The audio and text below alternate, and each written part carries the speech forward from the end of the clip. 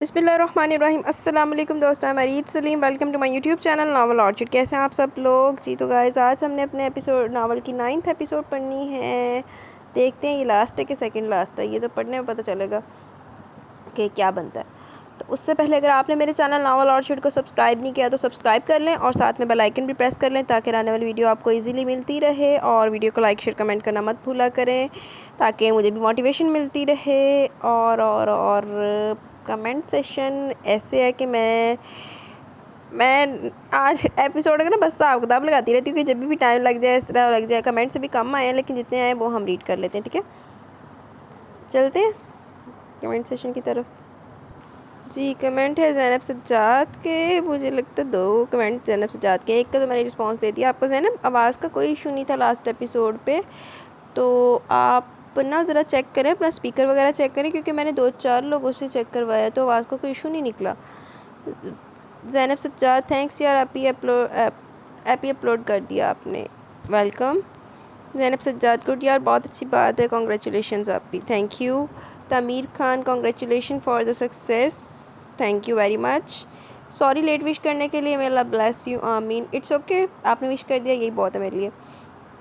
Long AP जब time मिले आप यूं ही तरक्की करती रहें। लॉन्ग एपी देख लें, मैंने दे दिया आपको, आमीन सुम आमीन। मुझे बहुत खुशी हुई आपने जिस तरह अपने लिसनर्स का बताया, थैंक यू सो मच। अल्लाह पाक आपको खुश रखे, आमीन सुम आमीन, आमीन सुम आमीन। बस इसी तरह आप सबकी दुआएं चाहिए और प्यार चाहिए और सपोर्ट चाहिए। आप लोग सपोर्ट करते हैं, इंशाल्लाह मैं भी आपको, आप मुझे जैसा रिस्पांस देंगे मैं आपको बेहतरीन रिस्पांस दूंगी। ठीक है, तो बस अभी तक यही कमेंट्स आए हैं, बाकी जो कमेंट्स आएंगे वो हम नेक्स्ट एपी में ऐड कर लेंगे। ठीक है, अभी चलते हैं एपिसोड की तरफ। हवेली में बहुत ही गहमा गहमी थी। बहुत ही ज़्यादा तकरीब होने के बावजूद भी अच्छा खासा इंतज़ाम हो चुका था। शाज़र काम की मसरूफियत की वजह से वाकई नहीं आ पाया। इसका फ़ोन आया था जो शामीर ने रिसीव किया। सबको शाज़र का वक्त पर ना पहुंचना बहुत उदास करके, मगर वो कुछ भी नहीं कर सकते थे। अलीशा के मामू की फैमिली रात को ही आ गई, साथ ही निशा, ईशा और उसामा भी थे। निशा की तो आज मंगनी भी थी, इसलिए वो बहुत खुश थी। मलिक सुहेब की फैमिली मंगनी की रस्म अदा करने आ चुकी थी। फिर जैसे ही मिशाल, अलीशा और बीशा निशा को तैयार करके लाउंज में लाई, मलिक सुहेब की वालदा ने अंगूठी पहनाकर बात पक्की की। निशा की उंगली में चमकती दमकती अंगूठी देखकर मिशाल अपनी सियासत पर मुस्कुराती चली गई। तेरी गिच्ची मरोड़ जानी, अगर शाज़र पहले वाला होंदा ना तो ऐसी तेरी गिच्ची मरोड़नी सी ना, शाज़र ने तेरी सारी मुस्कुराहट निकल जानी सी। वो जानती थी शाहों के ख़ानदान में यह असूल था, जो लड़की जिस लड़के के साथ एक दफ़ा मंसूब हो जाए वो सारी उम्र इसी के नाम के साथ बसता रहती है, चाहे कुछ भी हो जाए, दोनों रिश्ता नहीं ख़त्म कर सकते। इसकी अपनी मिसाल इसके सामने थी, इसलिए तो इसने खेल खेला था। अब मंगनी हो चुकी थी, निशा मलिक सुहेब की मंगेतर बन चुकी थी। सो अब शाज़र लाख सर पट के वो कुछ भी नहीं कर सकता था। वैसे गेम वाकई बड़ी पाई है मिशाल ने। अब तो मामला 2 ज़ातों और 2 बरादरियों में आ गया था। इनकार की गुंजाइश बाकी नहीं रही थी। वो जैसे जैसे सोच रही थी, मुतमिन और सूदा होती जा रही थी। इसने जो भी किया था इंतकामन नहीं, बल्कि इस खानदान की बेहतरी के लिए किया था और अपने किए पर नादिम नहीं थी। मिशाल भाभी, मुझे लगता है जैसे हमने शाह भाई से ये सब छुपा कर ठीक नहीं किया। सब मेहमान खाना खाने लगे तो शामिर इसके करीब आए। तुम्हारा नाम नहीं आएगा, बस तुम चुप रहना। वो जब भी पूछेगा तो सबको मेरा नाम ही बताना लेना है। और तुम्हारा भाई मेरे मतलब जानकर किसी को भी इल्ज़ाम नहीं दे सकेगा। सो आराम से बात मुझ पर आ जाएगी और मैं जानती हूँ कि मुझे इस मामले को कैसे संभालना, तुम फिक्र मत करो। अब वाकई शाह भाई से नहीं डरती, यहाँ तो सब भी इनसे खाइफ रहते हैं। इनसे बात करते हुए अम्मी तक मोहतात हो जाया करती हूँ। मजाकन कह रहा था। डर? वो इस लफ्ज़ पर हैरान हुई, फिर हंसती। वो इस लफ्ज़ का मफ़हूम शाज़र की कुर्बत में आकर अच्छी तरह समझती थी और अबीशा को बताकर गलती कर चुकी थी, मगर इसे ये बात कैसे बता देती। वैसे ये शख्स बहुत प्यारा था, इससे इसकी हसासी बहन का मुस्तकबिल वाबस्ता था। अबीशा की खुशियाँ इस शख्स की ज़िंदगी से वाबस्ता थी और इसे कुछ कह सुनकर इसे अफसरदा नहीं कर सकती थी। इसने अबीशा को भी शामिर से कुछ कहने से मना किया हुआ था। एक मान जो भाई होने के नाते शामिर को शाज़र पर था, वो कुछ गलत कह सुनकर छीनना नहीं चाहती थी। इस हर हाल में इस शख्स के साथ ज़िंदगी गुजारना थी। पहले अपनी गलतियों और बेवकूफ़ियों की बदौलत वरना बहुत नुकसान करवा चुकी थी। वो शामिर को हमेशा अबीशा की नज़र से देखती थी और अबीशा की नज़र आंखों में कभी कोई आंसू आए वो ये नहीं चाहती थी। अलीशा की तारीख भी तय पा गई। अलीशा की रुखसती और निकाह दोनों ईद के बाद तय थे। अगले दिन अलीशा के मामू की फैमिली वापस कराची रवाना होगी, तो इनके साथ निशा, ईशा और उसामा भी थे, क्योंकि इन्हें वापस ईद पर यहीं आना था। वो काफ़ी सारा वक्त मदरसे गुजार कर दोपहर को हवेली पहुंची तो सामने लाउंज के सोफे पर शाज़र को देखकर वो रुकी ज़रूर थी, चौंकी नहीं। अच्छी तरह जानती थी कि इसने शामिर से आ जाने को कहा था। कल रात इसकी दोस्त की माइयों थी और परसों बारात, इसलिए आज शादी में शिरकत के लिए ज़रूर आना था। अस्सलाम वालेकुम। अंदर दाखिल होकर इसने सबको मुश्तरका सलाम किया। शाज़र इसके बदले बदले अतवार देकर चौंका। ब्राउन कलर की शीशों वाली चादर लपेटे हुए थी। सादा दिल के सरापा चंद लम्हे पहले से निशा की मंगनी और लीशा की शादी की तारीख तय हो जाने की खबर सुनकर शौक पहुंचा था। अब इसे देखकर झटका लगा। मिशाल ने 1 मिनट वहीं रुककर सबके चेहरों की तरफ देखा। शामी ने नज़रों में से खैरियत नहीं है कि नवीद सुना दी। वो इग्नोर के किचन में चली आई और अच्छी तरह पेट पूजा करके कमरे में जैसे पहुंची, शाज़र पहले वहाँ मौजूद था।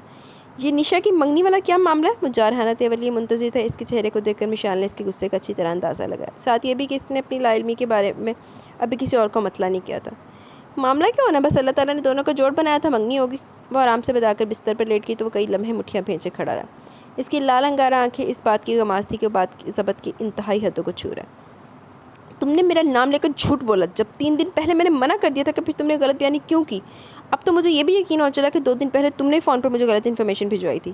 اچھا، تو کسی نے آپ کو غلط انفارمیشن بھی بھجوائی تھی؟ ویسے وہ بائی دی وے غلط انفارمیشن تھی کیا؟ وہ معصومیت کی حد کرتے اس کی آنکھوں میں جھانکتے پوچھ رہی تھی۔ وہ اس کا انداز دے کر پھٹ پڑا۔ خدا کے لیے مشالہ بس کرو، پلیز ختم کرو یہ کھیل۔ تم جو بھی چاہتی ہو وہ صاف لفظوں میں بیان کرو۔ تمہارے ساتھ برا سلوک میں نے کیا، تمہاری نفرت اور دشمنی میری ساتھ سے تھی تو پھر تم مجھ تک ہی رکھی ہوتی، بیچاری نشا کو کیوں برباد کرنے پر تلی ہوئی ہو؟ مشال تو شازر کے اس الزام پر چٹک گئی۔ شٹ اپ شازر، تم اس قدر نیرو مائنڈڈ ہو سکتی اس کا تو مجھے اندازہ تھا، مگر اپنا ذہن ٹھیک کر لو۔ میں نے کبھی کسی کو تباہ کرنے کا نہیں سوچا، انتہائی سوچ پر تم خود پہنچے ہوئے ہو، جو تمہیں اپنے ذات، اپنے احساسات و جذبات اور نفرت و انتقام کے سوا کوئی اور قابل توجہ لگتا ہی نہیں ہے۔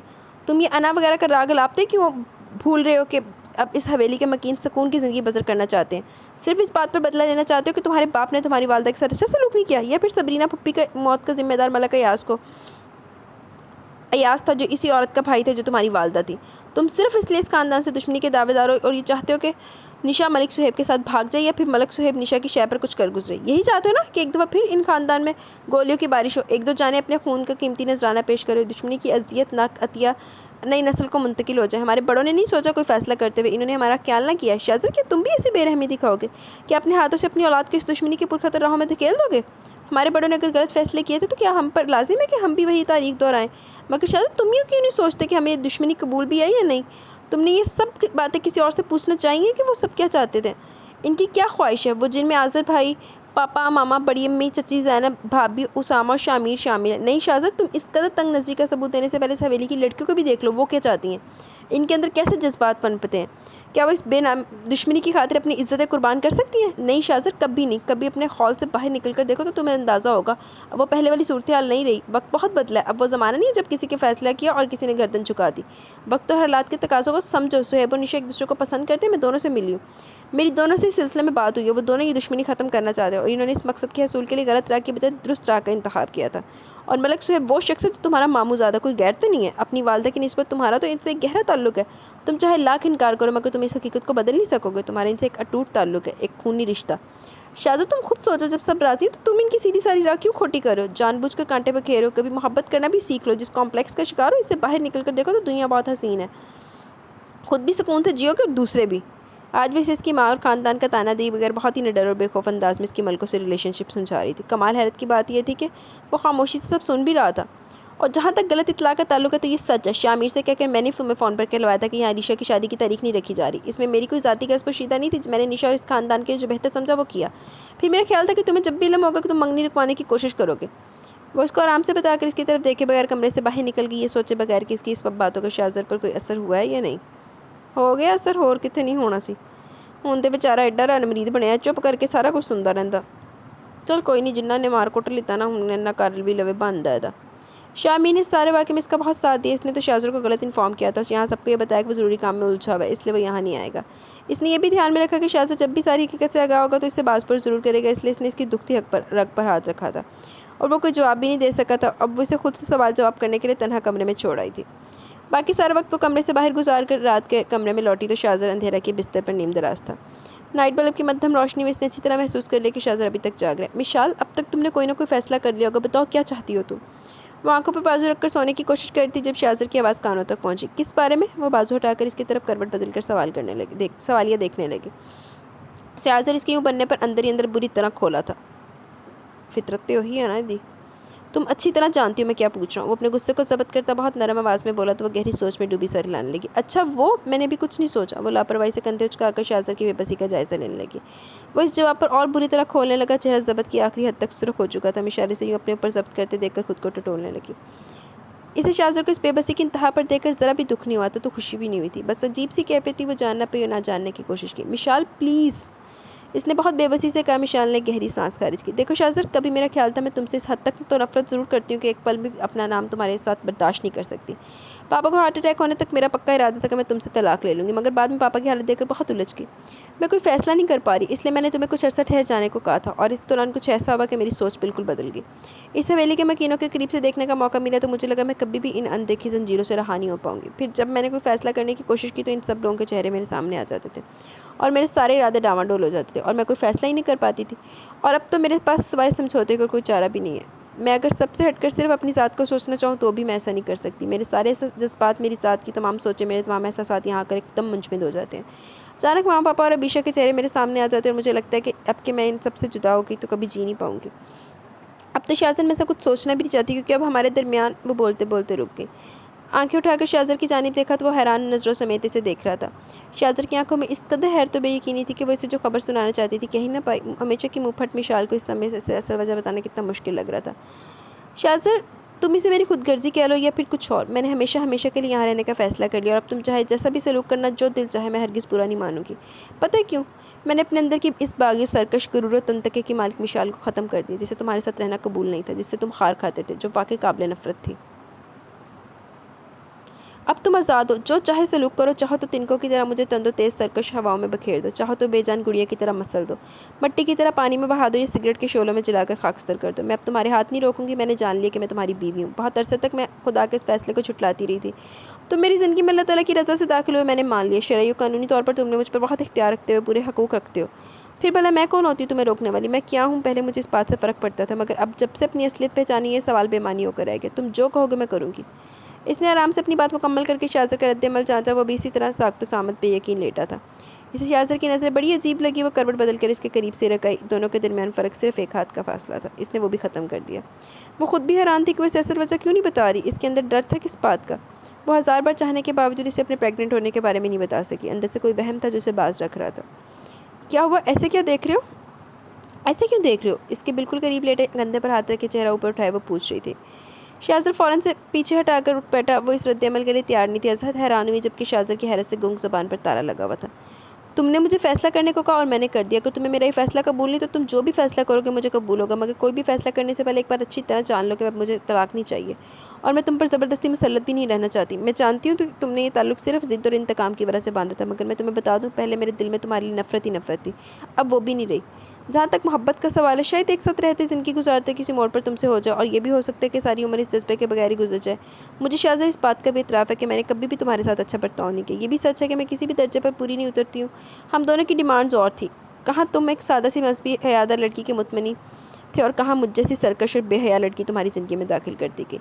मैं मानती हूँ मुझ जैसी लड़की कभी किसी का आइडियल नहीं हुआ करती। मामा पापा बड़ी अम्मी को तुम्हें मुझसे शादी के लिए वादा करने से पहले ये ज़रूर सोचना चाहिए था कि तुम्हारे अपने भी कुछ ख्वाब हैं, जज़्बात हैं, ज़िंदगी गुजारने के कुछ असूल हैं जो मेरी वजह से सब टूट गए। इन्होंने मेरे साथ कोई ज़्यादती नहीं की, क्योंकि मुझ जैसी लड़कियाँ यही डिज़र्व करती हैं। अलबत्ता तुम्हारे साथ ज़रूर ज़्यादती हुई है। मैं तुमसे कुछ नहीं मांगूंगी, सारी ज़िंदगी कुछ तलब नहीं करूँगी, सिवाय इस बात के कि तुम इस रिश्ते को बरकरार रहने दो। इससे ज़्यादा कि मुझे तलब भी नहीं, चाहे तुम मुझे अपने साथ मत रखना, मैं यही हवेली में रह लूँगी। अब तो मैं इस माहौल की आदी होगी। कोशिश करूँगी मैं खुद को तुम्हारे काबिल बना लूँ, अपने अंदर मौजूद खामियाँ ख़त्म कर लूँ, सरापा तुम्हारी पसंद में ढल जाऊँ। इसके लिए भी मुझे वक्त चाहिए शाज़र। अभी तो मैं माजी को भुलाने में लगी हुई। मैं बहुत कोशिश करती हूँ कोई करबनाक याद, तलख पल, अज़ियतनाक सोच दिलो दिमाग में घुस कर कोई हलचल ना मचाए, कोई गुजरा लम्हा मुझे अपनी गिरफ्त में न ले। वो बैठ के क्राउन से टेक लगाए बहुत ठहरे ठहरे यासियत भरे लबो लहजे में सब कह रही थी। ये देखे और सोचे बगैर के हैरानगी और यकीनी के समंदर से निकलने के बाद शाज़र इसके लफ्ज़ों से किस पूरी तरह हर्ट हो रहा है। मगर शाज़र, वो दोबारा बोलने लगी, मगर शाज़र दरमियान में बोल उठा। बस करो मिशाल, खुदा के लिए बस करो।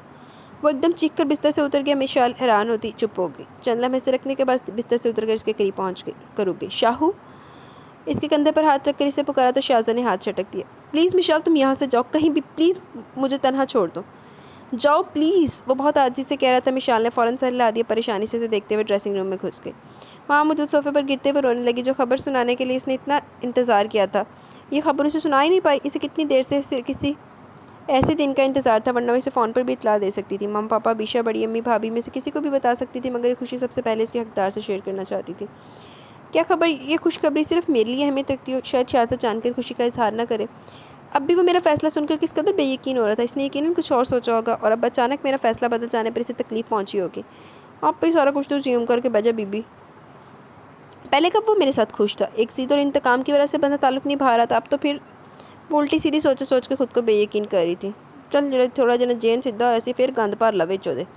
سر شامی حویلی کے سارے مکین شادی والے گھر جا چکے تھے۔ شازر کے جس دوست کی شادی ہونا تھی وہ شاہوں کی برادری سے تعلق رکھتا تھا اور جس لڑکی سے شادی ہو رہی تھی وہ انہی کے گاؤں کی تھی، جبکہ نذیر دوسرے گاؤں میں رہتا تھا۔ اس شادی میں لڑکی والوں کی جانب سے ساری حویلی والے موجود تھے سوائے شازر کے۔ سبھی لڑکی والوں کے ہاں جا چکے تھے، سب نے اسے بھی چلنے کو کہا، مگر ساری رات الجھتے سوچتے کرتے روتے سے نیند نہیں آئی۔ اب اس کی طبیعت بھی کچھ ٹھیک نہیں تھی، سو اس نے سہولت سے منع کر دی۔ سب کے چلے جانے کے بعد وہ کمرے میں آئی تو شازر اپنے دوست کے یہاں جانے کے لیے تیار ہو رہا تھا۔ مشال کو سامنے دیکھ کر پوچھنے لگا، تم نہیں جا رہی؟ نہیں، میرا دل نہیں چاہ رہا۔ اسے جواب دے کر بستر پر بیٹھ کر اس کی تیاری کا جائزہ لینے لگی۔ اس کا بلو شلوار قمیض، کندھے پر سرمئی چادر ڈالے وہ ہمیشہ کی طرح بھی جچ رہا تھا۔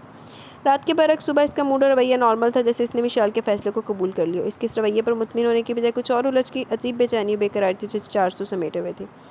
مشال، نذیر نے ہم دونوں کو بطور خاص مدعو کیا تھا، اب اگر تمہیں برا نہ لگے تو پلیز میرے ساتھ چلو، وہ کچھ جھجکتے چور نظروں سے دیکھتے کہہ رہا تھا۔ وہ خاموش دیکھتی رہی، چند منٹ سوچنے لگی، پہلے تو دل چاہ کے اپنی طبیعت کا کہہ کے انکار کر دے، مگر پھر سر اس بات میں ہلا کر تیار ہونے لگی۔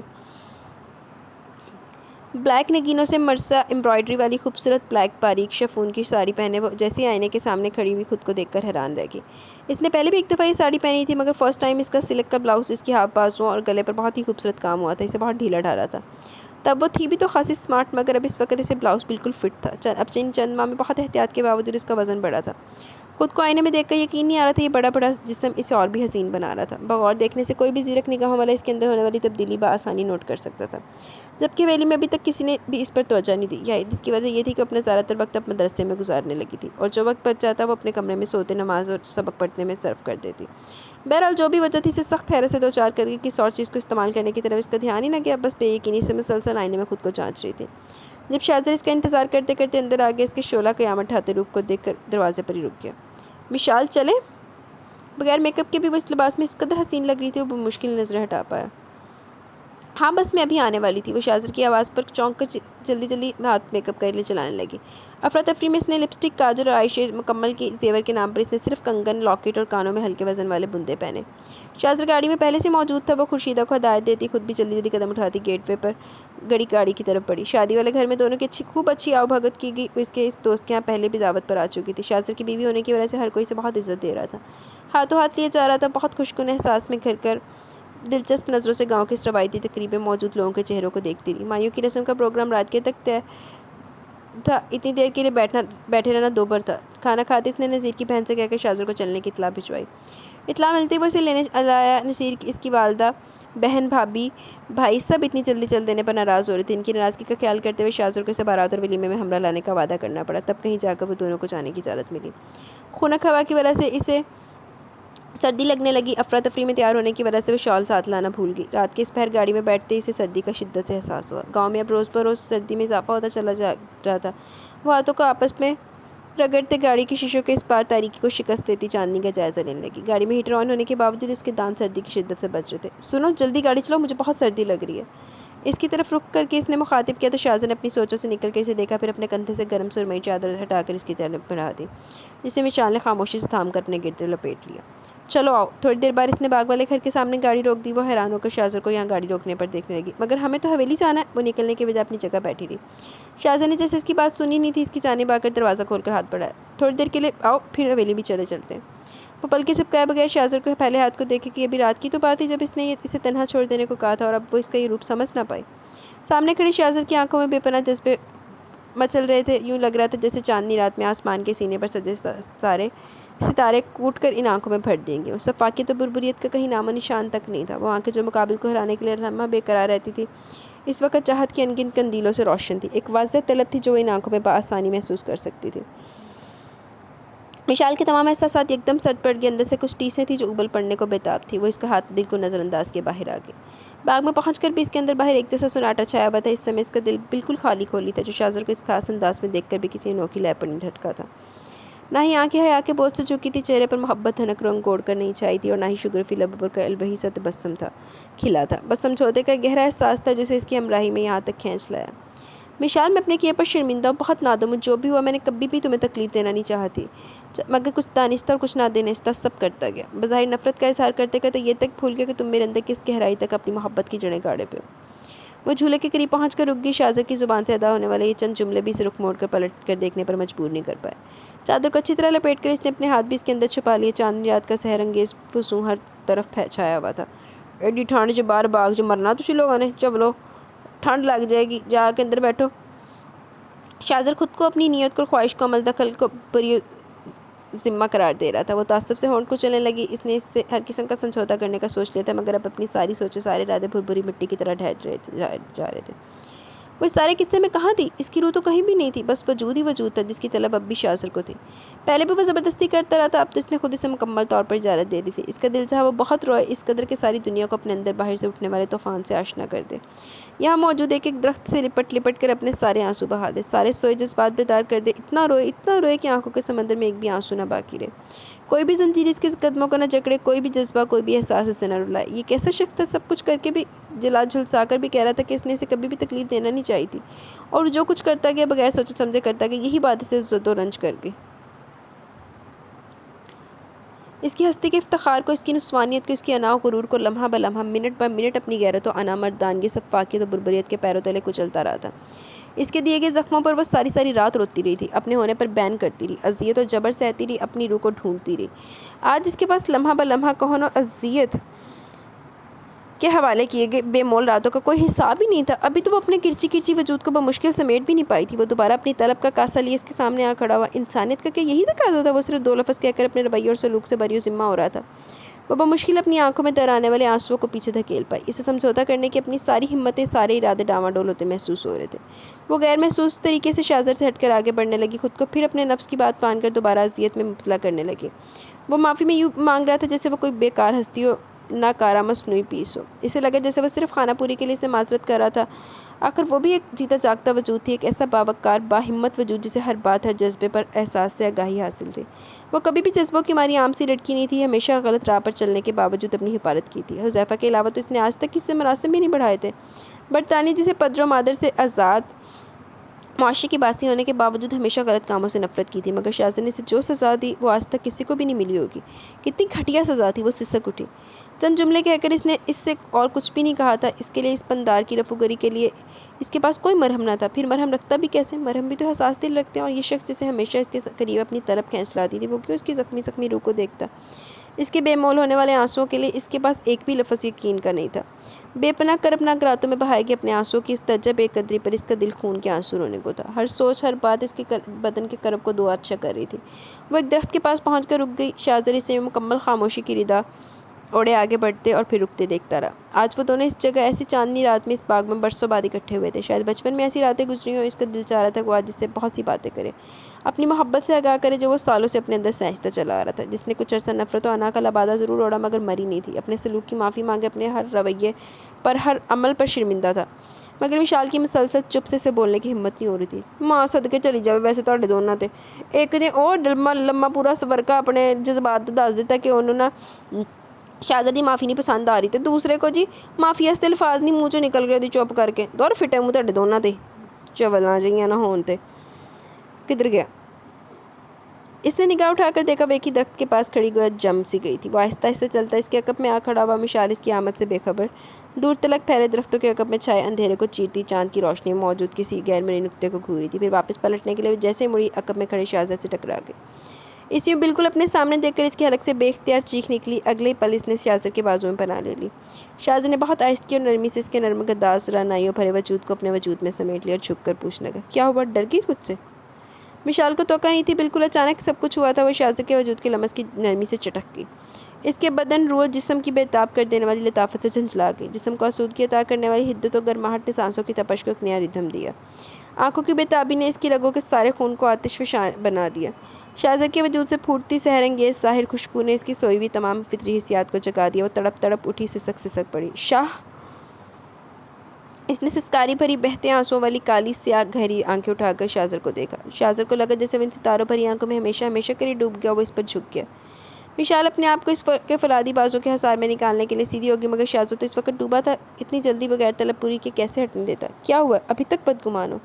وہ اس کے دلبر و دلکش وجود کی رعنائیوں، خوبصورتی، چاندی جیسے وجود کی قربت کو، اس کے قیامت ڈھاتے حسین و دل فریب روپ اور اس کے ٹھنڈے ٹھار وجود کی نرمی کو اور بدن کے انگ انگ سے پھوٹتی ساحرہ مدہوش کن مہک کو بڑی شدت سے محسوس کر رہا تھا۔ شاید ہی زندگی میں پہلا موقع تھا جو وہ یوں بے قراری سے اس کے وجود سے سکون حاصل کر رہا تھا، اپنے اندر اتار رہا تھا۔ اس سے پہلے تو دونوں نے اب تک اس कब इस शरई और कानूनी रिश्ते को कबूल किया था? दोनों इनकारी थे। वो इसके लिए चैलेंज थी, ज़िद थी, इंतकाम की बिना पर जीता हुआ खिलौना। एक मुजरिम और अफसर का ताल्लुक था दरमियान में। आज से पहले वो इसके लिए इसके सामने बेख्तियार भी नहीं हुआ था, साफ यहाँ भी नहीं हुआ था। बिलाशुबा खुद को अनापरस्त और इंतकाम की लबादों में परत दर परत लपेट कर रखता था, मगर आज वो इसका दामन बेपनाह खुशियों से भर मिशाल का दामन बेपनाह खुशियों से भर देना चाहता था। गुज़री रात की अज़ियत तो तलखी तक नहीं रही थी।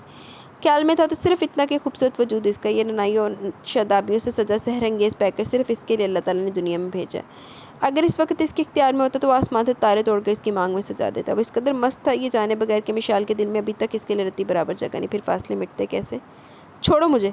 शाहज़ा के अजीब से अंदाज़तवार रवैया और इसमें छुपी वाज़ेह तलब व तवज्जो आँखों, जिस्म और हाथों से छलकता अयां होता इस्तेहकाकाना लमस महसूस करके वो एकदम फनकारी, एकदम शाहज़ा के मजबूत और तवाना सहरंगेज़ सार को तोड़कर पल में इसे आसमान से ज़मीन पर फेंक गई।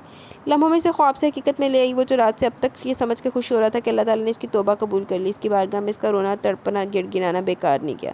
अल्लाह ताला की रहमत और करम वाली ज़ात ने इसे नवाज दिया। इसकी सियाकारियाँ इतनी थी कि अल्लाह ताला अपना करम कर दिया और इसे बख्श दिया। मगर मिशाल का ये रद्दअमल, जारहाना रद्दअमल देखकर साख खड़ा रह गया। सारा यकीन बेयकीन हो गया। सारी सियाकारियाँ दोबारा से काले बादल बनी इसके सामने आ खड़ी हुई।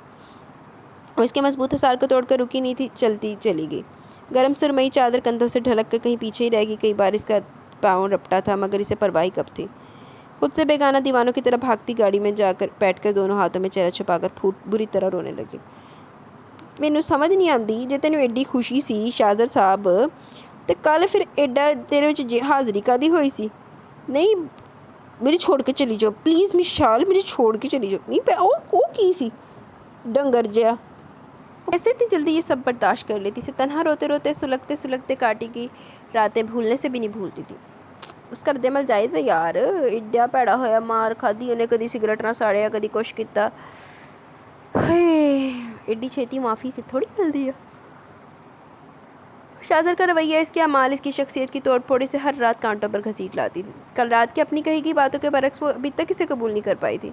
कितना चाहा था कि वो इसे दिल से कबूल कर ले, मगर पागल दिल किसी भी तरह मान ही नहीं रहा था। कल रात से लेकर अब तक 1000 बार मरी और ज़िंदा हुई थी। कल से बेपनाह ज़ियत सह रही थी, अभी तक कोयलों पर लौट रही थी। वो कैसे ही सब भुलाकर समझौता कर लेती। इसके लिए बहुत मुश्किल था, बहुत ज़्यादा रोई। कुछ देर बाद शाहज़र भी आ गया। हाथों में चेहरा छुपाए रोती मिशाल को एक नज़र देकर गाड़ी स्टार्ट की। मिशाल तुम, अगर वो कुछ लम्हे यूं ही खामोशी की नज़र हो गए, फिर वो बोला तो वो चीख उठी। नहीं शाहज़र, कुछ भी मत कहना। मैं बहुत चाहूँ भी तो ये सब नहीं भूल सकती। मैं सिर्फ समझौता कर सकती हूँ। खुद पर जबर करने से भी अपने दिल में तुम्हारे लिए जगह नहीं बना पाई। मेरा अंदर बिल्कुल खाली हो चुका है। मैंने तुम्हारी तरफ से बहुत अज़ियत और तकलीफ़ सही है, बहुत दर्द बर्दाश्त किया अपने जिस्म पर, बहुत रोई हूँ अपने इस बदन की इस कर्ब की खातिर। अब मुझे बख्श दो, मुझे मज़ीद आजमाइश के लिए मत मुंतखब करो। तुम्हें शाहू, अल्लाह का वास्ते मुझसे कुछ मत तलब करो। मैं तुम्हें वो कुछ नहीं दे सकती जो तुम मुझसे मांग रहे हो। मैं तुम्हारे लिए सब कुछ करूँगी, जो कहोगे मैं मानूंगी, मगर मुझे सुकून से जीने दो। मुझे लगता है जैसे मैं अंदर से मर चुकी हूँ। मुझे अपने अंदर की मिशाल को ज़िंदा करने दो। तुमने मुझे पहले दिन से बुरा समझा। मैं बुरी नहीं थी, बस कहीं खो गई थी। मुझे तो मेरे अपनों की खोई भी मोहब्बत की कसक ले आई थी, मगर तुमने मेरे अंदर मौजूद वो बहुत जज्बा भी छीन लिया। अब कुछ और मत छीनो। वो रोती हुई फरियाद करना थी। शाहज़र को लगा जैसे मिशाल के आंसू की नमी से इसका अंदर भी बिल्कुल खाली हो गया। वो इस वक्त किस अजियत से गुजरा था ये सिर्फ वही जानता था। बेदर्दी से होंठ फेंच कर सारी तवज्जो सामने रास्ते पर डाल दी। वो भी अजियत से गुजर रही, तो भी अजियत से गुजर रहा। अल्लाह ही है ਤੁਹਾਡਾ। वो ऑफिस से वापस घर लौटा तो बहुत अपसेट था। अम्मा खान सामन से एक कप चाय बनवा कर मेरे कमरे में भिजवा दें। वो इन्हें हिदायत देकर अपने कमरे में आ गया। हर चीज़ वैसी थी जैसे वो 4 दिन पहले छोड़ कर गया था। साफ़ सुथरी, चमकती दमकती, हर चीज़ बहुत नफासत से सजी हुई थी। इसकी तबीयत किधर गया? मैं नफासत पसंदी बहुत थी। अब वो अपनी छोटी से छोटी चीज़ को भी संभाल कर रखता था, हत्ता कि अपने जूतों और जुराबों को बहुत ध्यान से इस्तेमाल करता। मगर वो एक जीते जागते वजूद के मामले में बेइंसाफ़ी कर गया। बुरी तरह इसने इसे तोड़ फोड़ दिया। कमरे में हर चीज़ तरीके से जमी अपनी जगह पर थी। एक नहीं था तो वो खुद अपने मुकाम पर नहीं था, या वो वजूद जिसे एक अरसे से उधेड़ता रहा था कहीं धुंध में खो गया था। तो और की उन्होंने मार मार के फनाह किया। ऐसी उनका हशर मारिया, ऐसी होता तो वो उन्हें नहीं जल्दी माफ़ करके तो कहना कवे आ जा बई, कर ला तो जो करना। बदन का कुर्ब और मोहब्बत की बिखरी धनक रंग सब कुछ मुंतशिर हो चुका था। हर खूबसूरत मंजर धुंधला गया था अपने हाथों को जूतों की कैद से। पायरा नुकराना सी हाथा जुतियाँ कौन पांदा भाई। आज़ाद करवाने के बाद इसके हाथों में अब हिम्मत नहीं थी। वो औंधे मुँह सीने के बल लेटा रहा। कितने पल खुद फरामोशी में गुजर के अम्मा चाय का कप लिए कमरे में दाखिल हुई तो सारा कमरा गहरे से अंधेरे की लपेट में छुपा हुआ था। अम्मा ने हाथ बढ़ाकर सारी लाइट्स ऑन कर दी। टक टक کی آواز سے سارا کمرہ تیز دودھیا روشنی میں نہا گیا، ہر منظر واضح ہو گیا۔ انہوں نے بیڈ کی طرف دیکھا تو وہ اوندھے منہ لیٹا تھا، کمرے میں روشنی ہوتے محسوس کر کے آنکھوں سے کشن ہٹا کر وہ سیدھا ہو کر اٹھ بیٹھا۔ اماں کی طرف دیکھ کر قصدن مسکرایا۔ کیا بات ہے شاہ، طبیعت تو ٹھیک ہے تمہاری؟ وہاں حویلی میں سب خیریت تھی نا؟ وہ آج ہی سیدھا حویلی سے آفس پہنچا تھا، وہیں سے فون کر کے اماں کو اپنے پہنچنے کی اطلاع دے دی تھی۔ اب جو گھر آیا تو اماں فکر مند تھی۔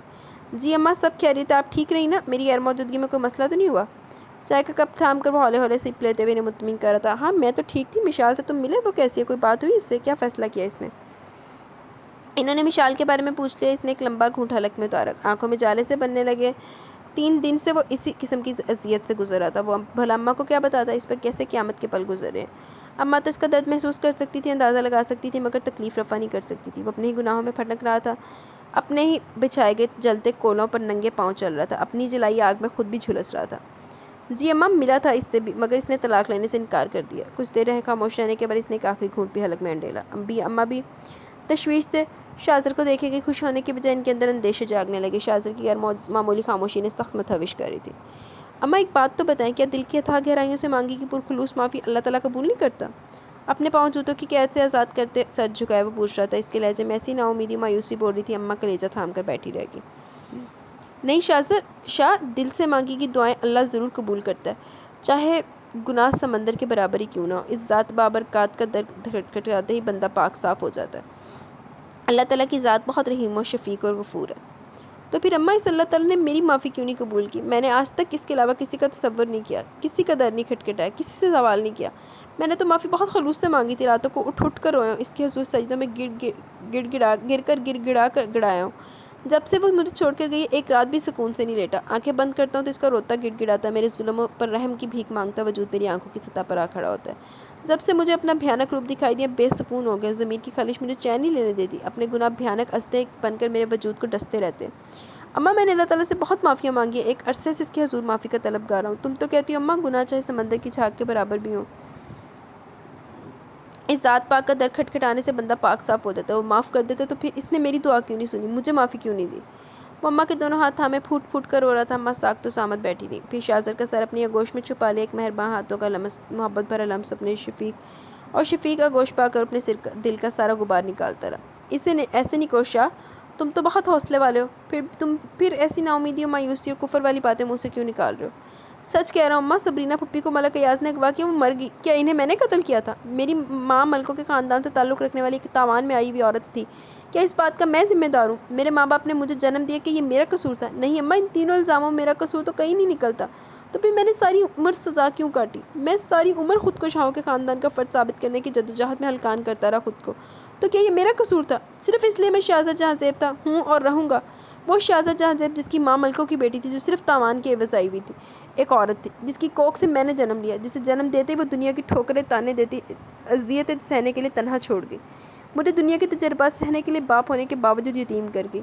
اگر 20 سال تک میرے ساتھ آغا جی اور دادی جان کا وجود نہ ہوتا تو میں کب کا مر چکا ہوتا۔ وہ چپ ہو گیا، اماں کا دل میں شاہزر کے الفاظ ترازو بن کر گرے تھے۔ اماں یہ ذات پر آدھی ہیں، حسب نسب پر تفاخر کیوں؟ میں آج تک اس فرق کو نہیں سمجھ سکا۔ سب نے آج تک مجھے یہی احساس دلایا کہ میں صرف شاہزادہ جہاں زیب نہیں ہوں، میں ملک اور شاہوں کے خون کا ملاپ ہوں۔ تو پھر بتائیں یہ لوگ فیصلہ کرنے سے پہلے دوسروں کے بارے میں کیوں نہیں سوچتے؟ میرے باپ نے مجھے جنم دینے سے پہلے میرے بارے میں کیوں نہ سوچا؟ وہ مالی لحاظ سے مجھے سپورٹ کرتا رہا، بلکہ جبکہ اخلاقی لحاظ سے کمزور بناتا گیا۔ دولت ہی تو سب کچھ نہیں ہوتی۔ میرے باپ کی میرے نام لکھی گئی کروڑوں کی دولت اور جاگیر بھی کسی کام نہیں۔ میں ان کا بیٹا تھا، مجھے ان کی محبت کی ضرورت تھی، مگر وہ میرے لیے محبت بڑی امی کی آغوش میں تلاش کرتے۔ یہ کبھی نہ سوچا کہ ان کا خون میں ہوں، مجھے ان کی شفیق ہاتھوں کی ضرورت ہے۔ میں ان کی انگلی تھام کر فخر سے چلنا چاہتا ہوں، جس طرح آذر بھیا اور شامیر ان کی انگلی تھام کر چلتے تھے۔ میری بھی خواہش تھی میں بھی چلوں، میں صرف حسرت سے دیکھتا رہتا۔ ان کی ماں شاہوں کی عورت تھی، زندہ تھی، جبکہ میری ماں تو تاوان میں آئی ہوئی عورت تھی جو مر گئی تھی۔ میری خواہشوں اور محرومیوں کے لیے میرے باپ کو کون سرزنش کرتا؟ ہر لمحے کو، ہر موڑ پر میری ذات کی دھجیاں بکھیری گئی، میری ذات کو خانوں میں تقسیم کیا گیا۔ کہیں میں ملک جہاں زیب کا بیٹا تو کہیں میرا وجود مشال سے منسلک ہے، کہیں میں بڑی امی کی خوشنودی کے لیے خود کو ہلکان کر رہا ہوں تو کہیں میں اپنی ذات سے ملکوں کا دھبا اتارنے کے لیے اپنی ہی نفی کر رہا ہوں۔ ساری عمر اس نے اپنے دل کا حال کسی سے نہیں کہا تھا، اپنی مایوسیوں اور امیدیوں کی کہانی کسی کو بھی نہیں سنائی تھی، اپنی سوچوں کی تلخیاں، اپنی ذات کی بے چینیوں اپنے سینے کے اندر ہی اتارتا رہا تھا، اپنا کرب خود ہی سمیٹتا رہا۔ مگر اب اسے کسی رازداں کی اشد ضرورت تھی، کسی ہمدرد کی جس سے وہ سب کچھ کہہ لے، جسے وہ برسوں سے سنبھالے ہوئے تھا۔ اب ان سننے والوں میں اس نے اماں کو بھی شامل کر لیا، اگر وہ ایسا نہ کرتا تو یقیناً خود کو ختم کر لیتا۔ اماں کے سامنے رو لینا اخروی زندگی کی ناکامی سے بہتر تھا۔ یہ سب کرنے کے بعد بھی مجھے کچھ حاصل نہیں ہوا. میں پہلے سے زیادہ تہی و دامہ خستہ حال ہوں. سب اپنی اپنی خوشیوں میں مگن ہیں. جو باتیں عرصے سے شاہوں کے لیے باعث عزت بنی تھی اب اسی بات کی نہیں پرواہ ہی نہیں رہی ہے. آپ کو بتاؤں اماں، ملک صہیب سے نشا کی منگنی ہو گئی ہے. اماں سن کر چونکی، بہت حیران ہوئی.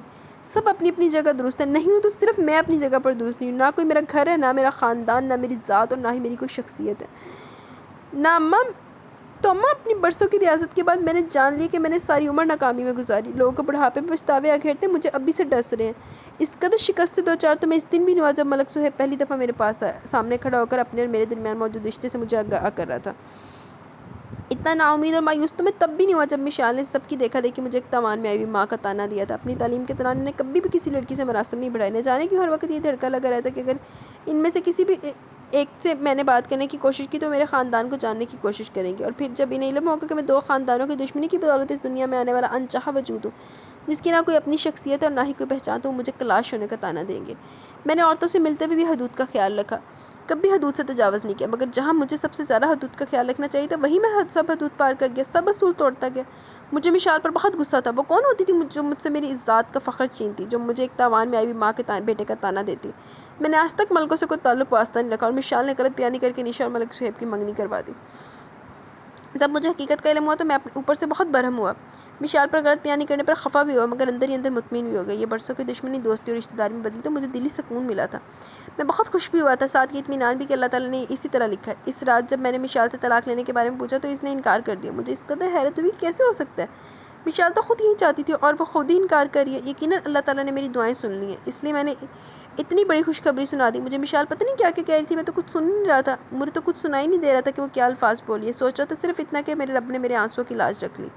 میں نے ایک بے گناہ بے بس وجود کو اذیت دی صرف اپنا ذہنی تسکین کے لیے، اور اللہ تعالیٰ نے مجھے کرم سے نواز دیا کہ کیسے ہو سکتا ہے. میں بہت حیران تھا. اللہ تعالیٰ نے میرے گناہوں کو معاف کر دیا، مجھے معافی بخش دی. میں ساری رات روتا رہا، شکر ادا کرتا رہا، اپنے اعمال پر شرمسار ہوتا رہا. اور پھر جب اگلی رات میں نے مشال سے معافی مانگنا چاہی تو اس نے مجھے کچھ بھی کہنے سے منع کر دیا. تب مجھے لگا اماں اللہ نے مجھے ابھی تک معاف نہیں کیا. جس لڑکی کو کھلونے کی طرح استعمال کرتا رہا تھا اسی نے مجھے آسمان سے زمین پر پٹک دیا. جس لمحے میں اپنی معافی پر خوش ہو رہا تھا، اپنے بخت پر نازا تھا، عین اسی لمحے اس نے ایک آن میں میرے فخر و مان کی چٹان پاش پاش کر دی. اللہ نے مجھے یہ حقیقت سمجھا دی کہ جب تک بندے معاف نہیں کرتے، انسان کو معاف نہیں کریں گے، وہ بھی حقوق العباد کو معاف نہیں کرے گا. وہ پھر رک گیا. اماں میں ایک عرصے سے سمجھتا رہا کہ ہر طرف سے میرے ساتھ زیادتی ہوئی ہے. میں نے اپنی ذات کو سب خامیوں سمیت اپنے بدلے اس لڑکی سے لیے.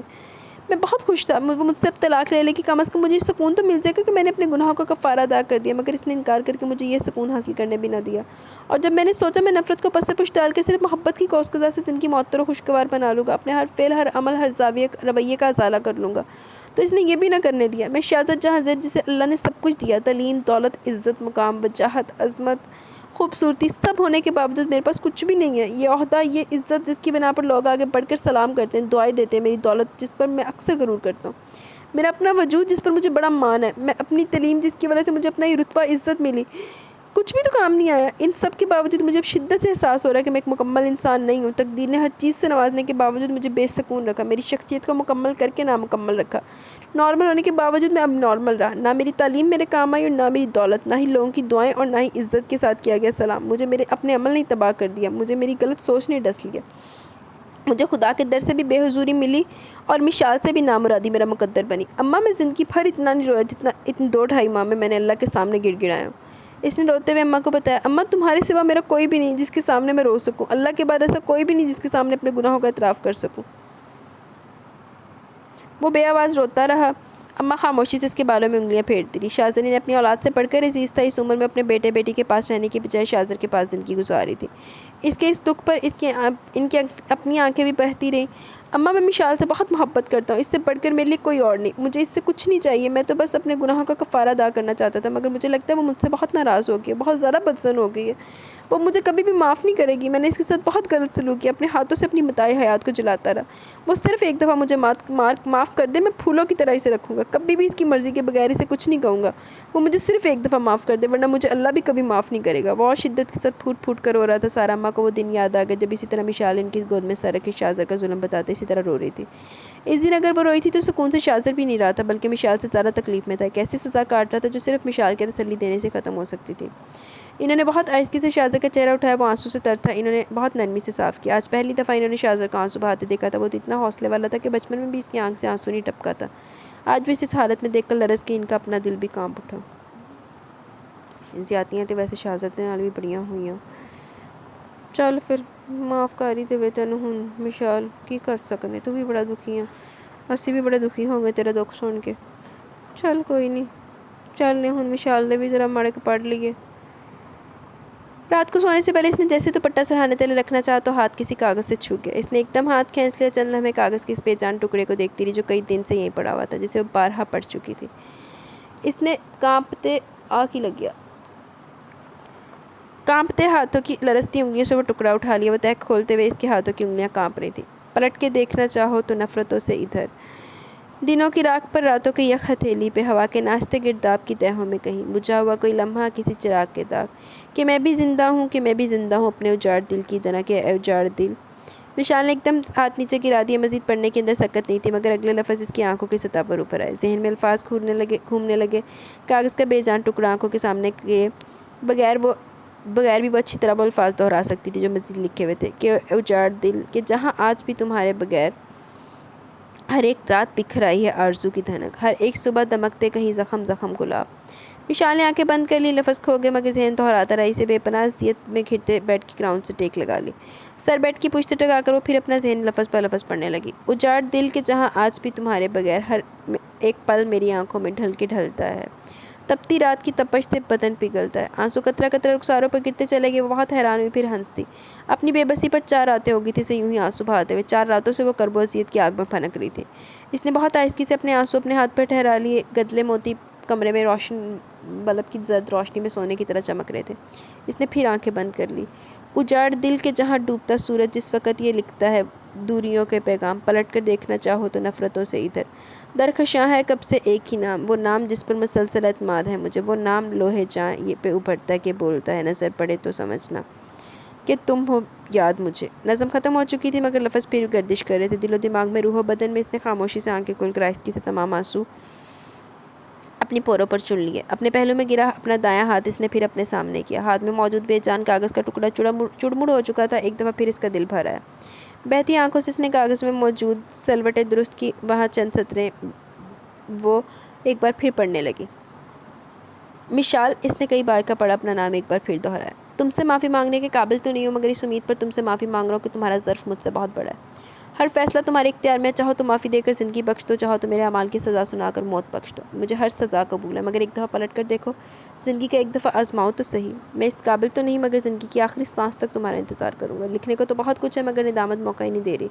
بہت سے اعترافات ہیں جو کرنے ہیں، مگر پلیز مشال مجھے معاف کر دو۔ میں تمہیں اپنے ساتھ رہنے پر مجبور نہیں کروں گا، جو تمہارا فیصلہ ہوگا وہی مجھے قبول ہوگا۔ سب باتوں کو بھلا کر تم صرف ایک دفعہ مجھ پر اعتماد کرو، تم مجھے بدلا ہوا ضرور پاؤ گی۔ اس نے کاغذ کا ٹکڑا دوبارہ بند کر کے تکیے کے نیچے رکھ دیا، ہاتھ کی پشت سے رخساروں پر بہنے والے قطرے صاف کیے اور سر گھٹنوں میں دے کر بیٹھی رہی۔ شانزے، اگر کوئی ہم سے بار بار معافی مانگے، وہ اپنے ہر رویے، ہر حرکت اور اپنے ہر انداز سے اپنے کیے پر شرمندہ ہو، تو پھر معاف کرنے والے کو کیا کرنا چاہیے؟ اگلے دن وہ شانزے کے گھر میں اس کے کمرے میں اس کے سامنے بیٹھی یہ سوال کر رہی تھی۔ وہ چند لمحے بغور اس کی سرخ سوجی جلتی آنکھوں میں جھانکتی رہی۔ پہلے یہ بتاؤ کسے معاف کرنا چاہتی ہوں؟ شانزے کے اس سوال پر کچھ گڑبڑا سی کی۔ کسی کو بھی نہیں، یوں ہی پوچھ رہی ہوں۔ بندہ اگر خدا سے معافی مانگے تو فوراً معاف کر دیتا، تو پھر بندوں میں اتنا ظرف کیوں نہیں؟ وہ کیوں فوراً معاف نہیں کرتے تھے؟ شاذر کی بات کر رہی ہو نا، وہ شاذر ہی ہے نا؟ اس نے اچانک حملہ کیا تو وہ حیران رہ گئی۔ مجھے علم ہے وہ شاذر ہی ہے، 2 دن پہلے یہاں سے شہزادے وقت مجھ سے ملنے آیا تھا، وہ بھی تمہاری جیسی باتیں کر رہا تھا۔ میں نہیں جانتی وہ کیا بات ہوئی کہ جس کی وجہ سے تم دونوں ہرٹ ہوئے ہو۔ شاذر سے میری بہت اچھی جان پہچان ہے، ہم اکثر بہت سی باتیں کر لیتے ہیں، مگر وہ اپنی بہت ساری باتیں راز میں رکھتا ہے۔ شانزے بتا رہی تھی، اس کی آنکھوں سے آنسو بہتے چلے گئے۔ بہت محبت کرتی ہو اس سے؟ وہ مشال کا ہاتھ تھامے بہت اپنائیت سے پوچھ رہی تھی۔ وہ شانزے کے سوال پر اسے پہلے سے زیادہ حیران ہو کر دیکھنے لگی۔ محبت؟ وہ خود کو کھنگالنے لگی۔ دور تلک خاموشی تھی۔ کوئی بات ہوئی تم دونوں میں؟ مجھے نہیں بتاؤ گی؟ وہ بہت خلوص سے پوچھ رہی تھی۔ اس نے بے اختیار نفی میں سر ہلایا، تیزی سے اپنے آنسو صاف کیے، کافی دیر تک خاموش رہی۔ شاید خامیاں مجھ میں تھی۔ میاں بیوی کا تعلق بہت احترام اور اپنائیت کا متقاضی ہوتا ہے، یہ خلوص محبت، توجہ، عزت اور مقام مانگتا ہے، اور میں نے یہ 5 چیزیں اسے نہیں دی۔ پھر میں اسے قصوروار کیوں گردانوں؟ کیوں؟ اس نے اپنے گھٹنوں میں سر رکھ دیا۔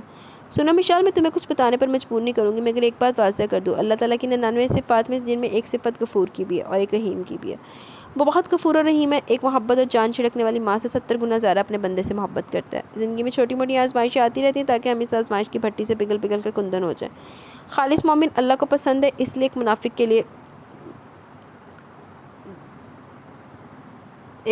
کے لیے برزخ ہے۔ وہ خالص مومن جو اللہ کو پسند ہوتے ہیں، ان کے لیے دنیا بھی سرخ روئی اور آخرت میں بھی کامیابی ہے۔ اللہ اپنے ان بندوں کو پسند کرتا ہے جو اپنے اندر اللہ کی صفات پیدا کرے۔ خدا کے مقابلے میں اللہ کے نام میں بہت وسعت ہے۔ تم معاف کرنے کی بات کرتی ہو تو سوچو کسے معاف کرنا چاہتی ہو، کیوں کرنا چاہتی ہو، کیا وجہ تھی معاف کرنے کی، اور انسان کا اپنا اس میں کتنا قصور ہے۔ باقی کے سارے سوال خود حل ہو جاتے ہیں، بس پہلے 4 سوال حل کرنے کی دیر ہے۔ اللہ کے حضور معافی مانگے تو وہ سب نہیں دیکھتا، اس کی تو صفات ہی یہی ہیں، وہ بس اپنے بندے کو روتے گڑ گڑاتے دیکھتے اسے رحم آ جاتا ہے اور وہ اسے بخش دیتا ہے۔ شان سے معاف کرنے کا مجھ میں حوصلہ ہے، میں معاف بھی کرنا چاہتی ہوں، مگر مجھے سکون نہیں مل رہا، جیسے کوئی میرے دل کو کھینچ رہا ہے۔ میری وہی کیفیت ہوگی جو برسوں سے تھی، مگر میرے درمیان میں 2 ماہ میں بہت پرسکون ہو گئی تھی۔ ہر احساس سے ہٹ کر صرف اللہ یاد تھا مجھے، مگر اب کسی اور کی بھی یاد آتی ہے، مجھے کئی اور احساس بھی رلاتے ہیں۔ شاذر کے یہاں آنے سے پہلے میں مطمئن ہو گئی تھی، مگر اب پھر پہلے جیسی ہوتی جا رہی ہوں۔ ایک بات کہوں مشال، شاذر کے پاس چلی جو خود بخود پرسکون ہو جاؤ گی۔ مشال نے عجیب سے انداز سے شانزے کو دیکھا۔ دیکھو مشال، جن کے دلوں میں اللہ کی محبت ہوتی ہے نا، انہیں کسی اور احساس کی ضرورت نہیں رہتی، مگر بحیثیت انسان اس کے لیے کچھ بشری تقاضے بھی ہیں جنہیں نبھانا بہت ضروری ہے۔ اللہ اپنے حقوق تو معاف کر دیتا ہے، مگر بندوں کے حقوق اس وقت تک معاف نہیں کرتا جب تک بندے معاف نہ کریں۔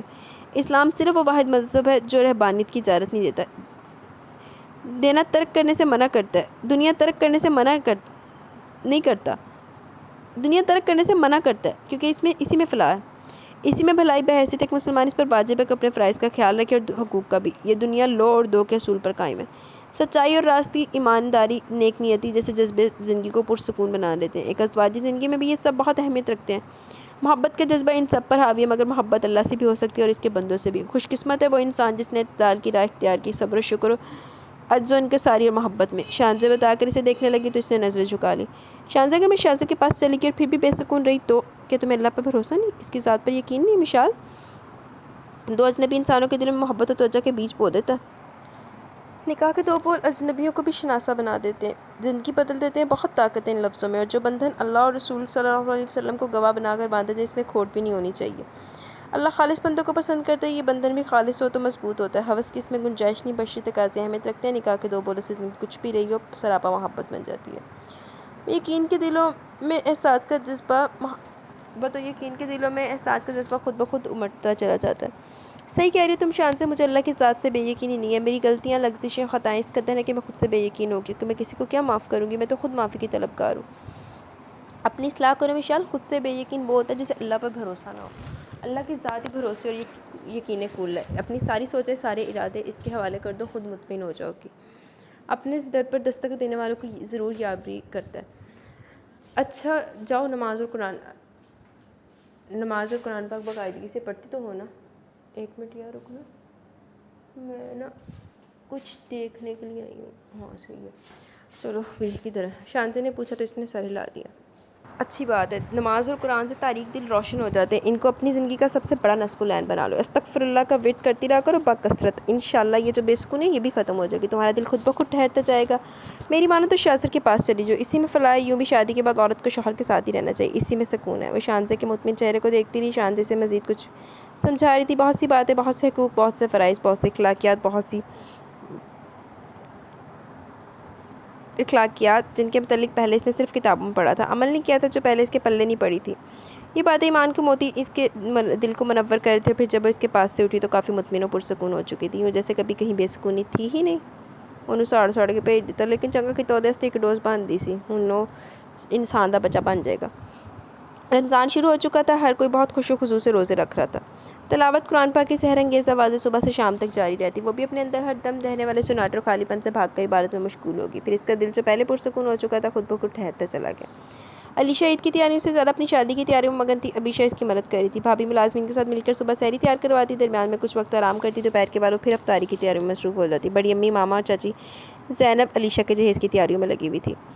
ہاں یار، یہ جو رمضان میں ہوتی ہے نا، وہ فضائی عجیب ہوتی ہے، مطلب کہ نا وہ ایک بہت ایٹماسفیئر بھی ویسا بن جاتا ہے کہ بندہ کا نا دل خود بخود کرتا ہے کہ میں یہ عبادت بھی کر لوں، وہ بھی کر لوں۔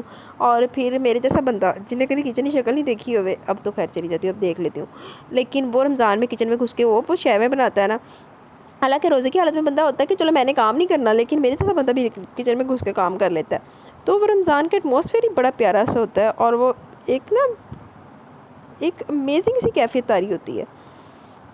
جیسے پہلا عشرہ گزرا، علیشہ شامیر سے لاہور لے جانے کی ضد کرنے لگی۔ اسے اپنے لیے جہیز کے کچھ کپڑے اور دیگر ضروری اشیاء خریدنا تھی۔ شامیر روز اسے آج کل لے جانے کے وعدے پر ٹال رہا تھا، مگر اس کی آج کل آ نہیں رہی تھی۔ 15ویں روزے کے بعد تو بڑی امی نے سختی سے شامیر کو علیشہ اور نیشا کو شہر لے جانے کی تاکید کر دی۔ اب علیشہ تو ویسے ہی علیشہ کے ساتھ جا رہی تھی۔ دونوں کو تیار دیکھ کر بھابھی کو بھی اپنی شاپنگ یاد آ گئی، سو وہ بھی ساتھ جانے کو تیار ہو گئی۔ ان تینوں کو جاتے دیکھ کر بڑی امی اور ماما کو مشال کا بھی خیال آیا، جس نے ابھی تک عید کے نام پر کوئی تیاری نہیں کی تھی اور نہ ہی اسے کوئی پرواہ تھی۔ وہ بھی ان سب کے ساتھ لاہور جانا نہیں چاہتی تھی، مگر ان سب کے سامنے اس کی ایک نہیں چلی، سو اسے مجبوراً باقی چاروں کے ساتھ لاہور آنے کے لیے تیار ہونا پڑا۔ سارا راستہ وہ خاموش رہی۔ جا چلی تو بھی لاہور، تیرا بندہ رڈویا وغیرہ زندگی گزار رہا ہے، بیواں وغیرہ۔ جا چلی تو بھی رہ لا جا کے 4 دن کا اپنے ٹیک جا۔ شہر آ کر تینوں بھابھی سمیت چیزیں خریدنے میں لگی رہی، جبکہ شاپنگ سینٹر میں اس قدر رش تھا کہ اس کا اپنا دل بہت گھبرا رہا تھا۔ بس نہیں چل رہا تھا کہ اس پرہجوم جگہ سے بھاگ کر کسی پرسکون جگہ میں پناہ لے لے۔ سب نے اسے کچھ نہ کچھ خریدنے کو کہا، مگر وہ انکار کیے زیادہ تر وقت گاڑی میں بیٹھی رہی۔ سب شاپنگ کرتی رہی، البتہ عبیشہ نے اس کے لیے 2 سوٹ خریدے۔ سب کا ارادہ راج شاہزر کی رہائش پر ہی گزارنے کا تھا، وہ بھی ان سب کی متفقہ رائے پر سر جھکانے پر مجبور تھی۔ روزہ افطار ہونے سے پہلے وہ سب وہاں پہنچے تھے۔ اماں حسب عادت اپنی من پسند جگہ کچن میں موجود تھی اور شاہزر لاؤنج میں صوفے پر لیٹا ہوا تھا۔ وہ لوگ جیسے اندر داخل ہوئے، وہ حیران ہو کر سب کو دیکھنے لگا۔ السلام علیکم، خیریت؟ تم سب لوگ کیسے میرے قریب کھانے کا راستہ بھول کر آ گئے؟ وہ کب سے سب کو لاہور آنے کی دعوت دے چکا تھا، مگر آج سب کو دیکھ کر حیران اور خوش ہوا۔ دیکھ لیں، آج آ ہی گئے۔ میرا شاپنگ کا پروگرام تھا، سوچا کیوں نہ لاہور سے کی جائے، اس لیے آج ہم سب آپ کے یہاں نظر آ رہے ہیں۔ علیشہ سلام کر کے وضاحت کرنے لگی تو اس نے مسکرا کر اس کی وضاحت قبول کی۔ سب کو بیٹھنے کا کہہ کر وہ مشال کو دیکھنے لگا، جو سر جھکائے بالکل چپ چاپ بیٹھ گئی۔ اماں کو مہمانوں کی خبر ہو گئی تھی، وہ بھی بھاگی آئیں۔ سب سے مل کر انہوں نے مشال کو گلے لگا لیا۔ در حقیقت انہیں مشال کے آنے کی توقع نہیں تھی۔ وہ اور شاہزاد دونوں اسے دیکھ کر ایک دم خوش ہوئے تھے۔ ایک بوجھ جو دل پر پڑا ہوا تھا اسے دیکھ کر سرک گیا۔ وہاں جا کر بالکل بھول بھال گئی، اتنا بھی یاد نہیں کہ یہاں پر کوئی ماں بھی ہے جو تمہیں دن میں 100 مرتبہ یاد کرتی ہے۔ سارا اماں اس کی پیشانی چوم کر شکوہ کر رہی تھی، وہ شرمندہ سی نظریں جھکا گئی۔ یاد تو اسے بھی بہت آئی تھی، مگر وہ کیا کہتی۔ رات کو عشاء کی نماز ادا کر کے وہ سب لاؤنج میں آ گئی۔ شاہزر اور شامیر بھی نماز ادا کر کے آ چکے تھے۔ وہ گھوم پھر کر گھر کا جائزہ لے رہی تھی۔ جب لاؤنج میں آ کر بیٹھی تو سب اپنی اپنی چیزیں پھیلائی سب کر رہی تھی۔ شاہزر، اماں اور شامیر دلچسپی سے سب دیکھ رہے تھے۔ مشال نے کچھ نہیں خریدا؟ وہ سب کچھ دیکھ لینے کے بعد سب سے پوچھا تھا، مگر دیکھ صرف مشال کو رہا تھا۔ نہیں جی، ہم نے تو بہت کہا کہ کچھ نہ کچھ خرید لیں، یہ نہ ہو کہ آپ کے شوہر صاحب آپ کو خالی دے کر ہمیں گھر سے ہی نکال دیں۔ مگر یہ اپنی ضد پر قائم رہی، کہنے لگی میں ان کے ساتھ ہی شاپنگ کروں گی۔ آپ خود ہی بتائیں، جب یہ صورتحال تھی تو ہم بھلا کیا کر سکتے تھے؟ شامیر معصوم بن کر اپنے پاس سے بتا رہا تھا، وہ اس کے سفید جھوٹ پر اسے گھور بھی نہ سکی۔ باقی سب شاہزاد سمیت بے اختیار ہنسنے لگے۔ نہیں شاہ بھائی، یہ صرف مذاق کریں، آپ ہی نے ایسا کچھ نہیں کہا تھا، بلکہ میں نے آپ ہی کے لیے 2 سوٹ خریدے ہیں، بتائیں کیسے؟ عبیشہ سوٹ نکال کر شاہزاد کو دکھانے لگی۔ شاہزاد سوٹ دیکھتے دیکھتے اسے بھی دیکھ رہا تو پہلو بدل کر اٹھ کھڑی ہوئی۔ سب نے سوالیہ نظر سے دیکھا۔ مجھے نیند آ رہی ہے، میں سونے جا رہی ہوں۔ ابھی بیٹھو مشال، خان صاحب چائے لاتا ہی ہوگا، پی کر سونا۔ اماں نے روکا۔ نہیں اماں، اگر چائے پی لی تو پھر نیند نہیں آئے گی۔ شاہزاد، تم نے نوٹ کیا مشال کتنا بدل گئی ہے؟ کمرے کی طرف جاتے ہوئے اس کے کانوں میں اماں کی آواز پہنچی۔ اور مشال کچھ صحت مند بھی ہوگی، گاؤں کی فضا نے اچھا خاصا اثر کیا ہے۔ پہلے بہت سمارٹ تھی، اب کچھ موٹی ہوتی جا رہی ہے۔ علیشہ نے بھی کہا تو وہ سن سی ہوگی، پہلی دفعہ حویلی کے کسی فرد نے یہ بات کہی تھی، فوراً کمرے میں گھس گئی۔ سب کو اس حویلی میں نئے پھولوں کے کھلنے کا بہت انتظار تھا۔ بھابھی اور آصف بھائی کی شادی کو 7 سال ہونے کو تھے، مگر ابھی تک ان کی گود کھا لی تھی۔ بڑی امی اکثر دعائیں مانگتی رہتی تھی۔ انہوں نے اب ان کا بہت علاج کروایا۔ ڈاکٹرز کے مطابق سب کچھ ٹھیک تھا، دیر صرف اللہ کی طرف سے تھی۔ اگر اس کی سوچوں کے برعکس کسی کو پتہ چل جاتا تو وہ سب خوشی میں نہ جانے کیا کر ڈالتے۔ وہ خود ہی کسی کو کچھ بتا ہی نہیں رہی تھی۔ سوچتے سوچتے سے پتہ ہی نہیں چلا کہ وہ کب سوئی ہوئی تھی۔ صبح آنکھ شاہزاد کے پکارنے پر کھل گئی۔ سحری میں 15 منٹ رہ گئے، روزہ نہیں رکھنا کیا؟ وہ مودی مودی آنکھوں سے اسے دیکھ رہی تھی۔ روزے کا سن کر فوراً اٹھ بیٹھی۔ شاہزاد اسے اٹھا کر کمرے سے نکل گیا۔ وہ جلدی سے واش روم میں گھس گئی۔ منہ ہاتھ دھو کر باہر آئی تو سب سحری کھا پی کر فارغ ہو چکے تھے۔ صرف شاہزاد کے سوا اور کوئی بھی ڈائننگ ٹیبل پر موجود نہیں تھا۔ اس کے بیٹھتے ہی سارا اماں کھانا لے وہ خاموشی سے کھانے لگی۔ مشال، تم ٹھیک ہو؟ وہ کھانا کھا رہی تھی۔ شاہزاد نے کئی بار کھانا کھاتے کھاتے اس کا چہرے کا جائزہ لیا، پھر رہا نہ گیا تو پوچھ لیا۔ جواباً اس نے صرف سر ہلانے پر اکتفا کیا۔ مشال کے چپ چاپ سے انداز پر مزید سوال و جواب نہ کر سکا۔ اذان ہوتے ہوئے نماز ادا کرنے چلا گیا۔ وہ بھی فجر کی نماز ادا کر کے تلاوت کے بعد بس یوں ہی لیٹ گئی۔ کچھ دیر بعد اس کی آنکھ بھی لگ گئی۔ سر نے 10 سے 11 بجے کے قریب حویلی جانے کے لیے نکلنا تھا، اس لیے اس نے خود کو سونے سے باز نہیں رکھا تھا۔ کافی ٹائم بعد سو کر اٹھی تو سارے گھر پر خاموشی کا راج تھا۔ وہ اپنے بال سمیٹتی باہر نکل آئی۔ اماں صوفے پر سوئی ہوئی تھی، اس نے انہیں ڈسٹرب کرنا مناسب نہ سمجھا۔ خود ہی علیشہ بھابھی اور عبیشہ کی تلاش میں دوسرے کمرے میں آ گئی۔ کمرہ بالکل خالی تھا، ان کا سامان بھی نہیں تھا۔ وہ باہر صحن کی طرف تیزی سے نکل آئی۔ گراج میں کل کھڑی کی جانے والی جیپ اب وہاں نہیں تھی۔ وہ سمجھ کہ وہ لوگ اسے چھوڑ کر چلیں گے، اسے بے پناہ غصہ آنے لگا۔ وہ بالکل خالی ہاتھ آئی تھی، سب استعمال کی چیزیں حویلی میں رہ گئی تھی۔ مزید یہ کہ کسی نے اسے اٹھا کر ساتھ لے جانے کی زحمت بھی نہیں کی تھی۔ ٹیرنا تو واقعی بڑی پیڑی ہوئی ٹہنتے تو سٹن آئے سی تھے صرف وہ لوگ۔ وہ دل ہی دل میں سب کو برا بھلا کہتی لاؤنج میں آ کر حویلی کے فون نمبرز ملانے لگی۔ دوسری طرف ماما تھی، ان سے بات کر کے اسے پتہ چلا کہ وہ لوگ ابھی تک حویلی نہیں پہنچے، پھر کبھی حساب کتاب پورا کرنے کا سوچ کر کھولنے لگی۔ اسی یہاں رہنے پر اعتراض نہیں تھا، مگر اپنے یوں رک جانے پر اچھا محسوس نہیں کر رہی تھی۔ شازیہ نے نہ جانے کیا کچھ سوچ لیا ہوگا، اسے ایک نئی فکر ستانے لگی۔ وہ تیزی سے چاول سن کر نل کے نیچے رکھ کر دھونے لگی۔ سنک سے کچھ دور بنے چولہوں پر سارا اماں چاولوں کے لیے پیاز گھی میں سرخ کر رہی تھی۔ جیسے انہوں نے پانی لگا کر تڑکا لگایا، ساری پیاز کی مہک مشال کے ناک میں چڑھ گئی اور اس کا جی پوری طرح متلایا۔ منہ پر ہاتھ رکھ کر تیزی سے وہ کچن سے کمرے تک بھاگی۔ اپنے کمرے میں مصروف سارا اماں نے چونک کر اسے دیکھا۔ اپنے کام میں مصروف سارا اماں نے چونک کر اسے دیکھا، جبکہ ڈائننگ کرسی پر بیٹھا شاذر اس کے پیچھے چلا ہے۔ اسے کافی بری طرح کیا آئی تھی۔ تولیے سے منہ صاف کرتی باتھ روم سے باہر کمرے میں آئی تو وہ بہت نڈھال لگ رہی تھی۔ کیا ہوا مشال؟ شاذر نے اسے سہارا دے کر بستر پر بٹھایا۔ وہ ادھر ادھر دیکھتی نظریں چرانے لگی۔ کیا ہوا تمہیں؟ ٹھیک تو ہو نا؟ سارا اماں بھی چولہا بند کر کے وہیں آ گئی۔ اس کے زرد سے چہرے کو دیکھ کر پریشان ہونے لگے۔ کچھ نہیں ہوا، باہر سے سموسے کھا لیے تھے، تب سے دل عجیب سا متلا رہا ہے، شاید فوڈ پوائزننگ ہوگی۔ وہ دونوں کو بتا کر مطمئن کرنے لگی۔ یہ سچ بھی تھا، وہ آج شاذر کے ساتھ شاپنگ کے لیے گئی تھی۔ اس کا اپنا تو دل نہیں چاہ رہا تھا۔ شاذر اور اماں کے بار بار اسٹار پر وہ چلی گئی۔ شاذر نے اسے اچھی خاصی شاپنگ کروائی تھی۔ عید کے لیے مہنگے سے مہنگے اور اچھے سے اچھے کپڑے لے کر دیے تھے۔ علیشہ کی شادی کے لیے بھی اس نے ابھی سے شاپنگ کروا دی تھی۔ شاذر کا ارادہ بھی باہر سے افطاری کرنے کا آنے کا تھا، اس لیے اس نے جاتے وقت اماں کو دونوں کے لیے کچھ خاص اہتمام کرنے سے منع کر دیا، لیکن مشال اپنی کنڈیشن کے پیش نظر باہر سے کھانا کھانے پر آمادہ نہیں ہوئی۔ مجبوراً نزدیکی دکان سے سموسے لے کر روزہ افطار کرنا پڑا۔ گھر لوٹے تو اماں نے بھی کچھ نہیں پکایا ہوا تھا، دونوں کو سخت بھوک لگی تھی۔ اماں اور خانسامہ نے پہلے ہی کھانا تیار کیا۔ فریج میں سے پہلے سے تیار مزید کوئی چیز موجود نہیں تھی، اس لیے وہ جلدی جلدی چاول چننے لگی اور اماں چاولوں کے لیے مسالہ تیار کرنے لگی۔ اور اب یہ مسئلہ ہو گیا، وہ حویلی میں بہت احتیاط کرتی تھی، کھانا پکائے جانے والے اوقات میں مدرس سے ہوتی تھی یا پھر اپنے کمرے سے باہر ہی نہیں نکلتی۔ یہی وجہ تھی کہ وہاں ایسی ویسی صورتحال پیش ہی نہیں آئی تھی، مگر یہاں آنے سے 7ویں دن ہی وہ پھنس گئی تھی۔ اچھا تم آرام کرو، بستر سے اترنے کی ضرورت نہیں، میں چاول پکا لوں گی۔ اسے دوبارہ سے اٹھتے دیکھ کر اماں نے ٹوک دیا۔ وہ دل میں سوچ کر دوبارہ بیٹھ گئی۔